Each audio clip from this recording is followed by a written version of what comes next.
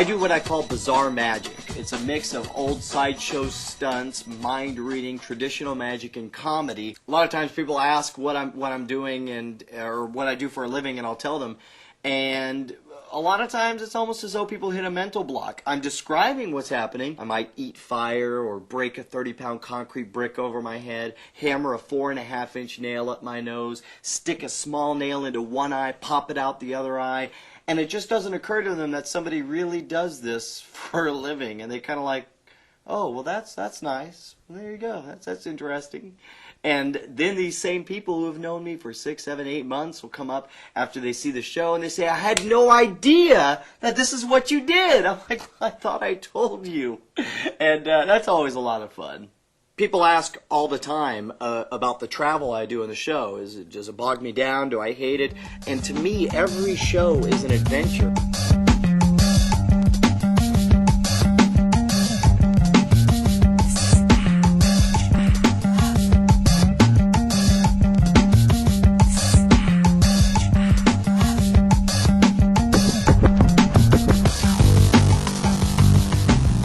But what's amazing is, like, actually the days where you know you're going to spend 10 hours driving on the road, actually the time seems to pass much quicker than the gigs that are only, 2 hours away or 3 hours away, because one of the nice things when you're on the road and you know it's going to be a long time, you're just totally resigned to the fact that you're just going to be driving for quite a while.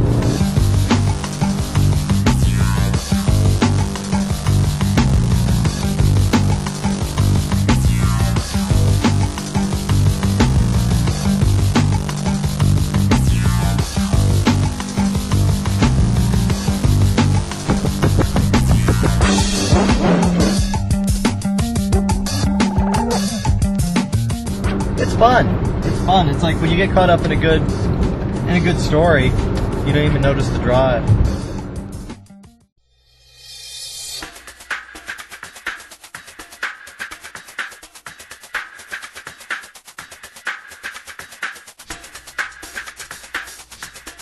It does at times become very frightening to put my show in the hands of other people, but sometimes I'm very pleasantly surprised by the incredible competence that some of these people who I've met for the first time express. And they come in and they do the sound perfectly, they do the lights perfectly. I get a better show than I've ever had before. 5 minutes before the show, I'm excited. 3 minutes before the show, I'm wound up and tense. 2 minutes before the show, I'm nervous and upset. That's when I draw in the deep breath. That's when I start bouncing up and down. That's when I start shadow boxing and thinking about how great this show's going to be, how I'm going to walk out there and knock them dead. And then finally, right at that moment when the music's pumping and the intro's going on and I'm jacked up, that's when I walk out and I'm in peak performance and ready to do the best show I can.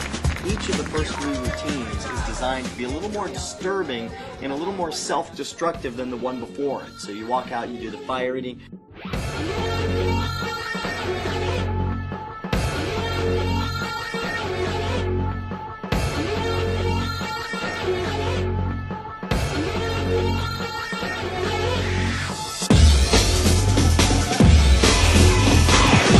a fire starter, twisted fire starter.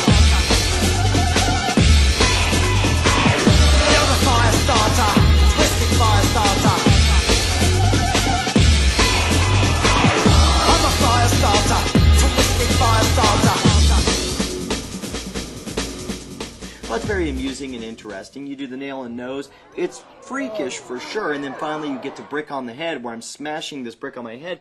Now, the biggest mistake I made once was using a brick that already had a crack in it. I remember walking up being like, hey, this already has a crack in it. Oh, well, this one had a chip, so I guess they didn't want it. It'll suit me just fine. Set it on my head, and then in the first whack, whereas usually the energy is dispersed on the brick, having that crack there made it to where the brick became a channel. And I just remember taking that hammer, slamming it on my head, and immediately seeing stars. And you're like, well, that's just self-destructive. And it's usually about this time that people are feeling real tension. And then that's when I come out and do the stupidest routine I've ever done. It's the rope routine, wherein I make fun of traditional magic. The whole routine is me dancing around like a goofball, shaking my butt for the crowd and stuff.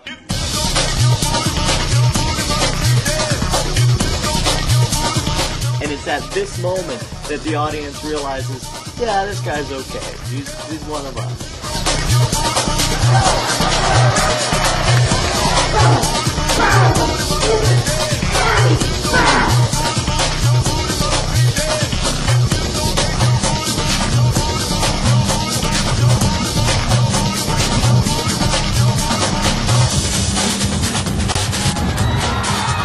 I used to worry about how tense I made the audience when I did effects like the nail in the eye, and I used to think, well, on one side these people laugh so hard at the comedy stuff and yet they're so quiet and tense during nail in the eye, maybe I ought to just take it out.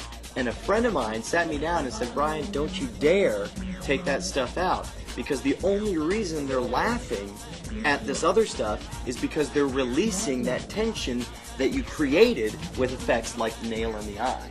Sticking a nail in your eye, dude, does it hurt? Does it freak you out? And I think for this effect, really my best training started back when I was 15 years old and got solid, hard contact lenses, the rigid gas permeable ones that are basically shards of glass. And I've had just about everything that could possibly happen with these contacts happen to my eye. And suddenly, after all this stuff with the contact lenses, putting in this nice, round, smooth piece of metal didn't even register on the charts. It was nothing compared to the misery of hard contact lenses. And then finally, I want to end the show on a high energy, high intensity note, and then that's very effectively how the straitjacket comes in. I'm the only magician I know who performs a straitjacket escape using an authentic straitjacket. It's more fun this way. It's more fun when it's a real challenge, and it's more fun when I feel like I'm really accomplishing something real up there on stage.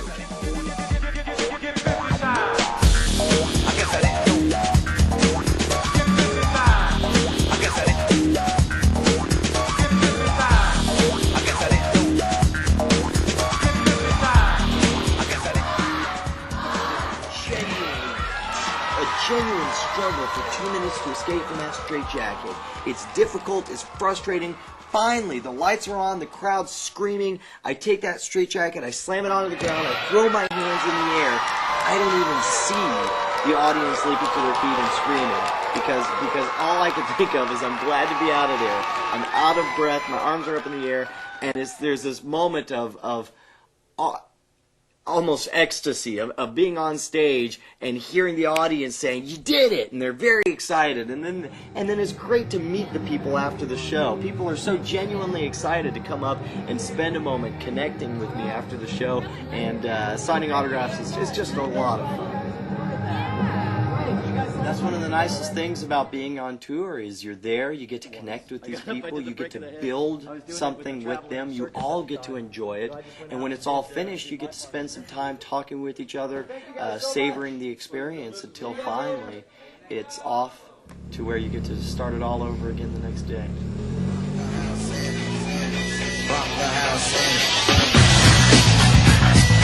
You're not allowed to get put into this. Don't get this. This is too jackass. You don't need to put that there. I don't want that in there.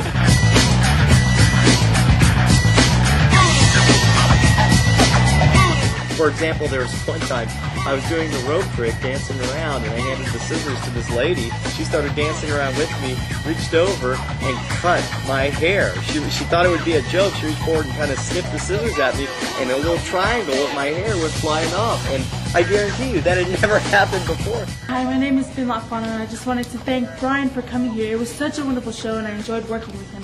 Thank you. And I'm Latoya, and I want to also thank him too. He was pretty cool. It was wonderful. Okay.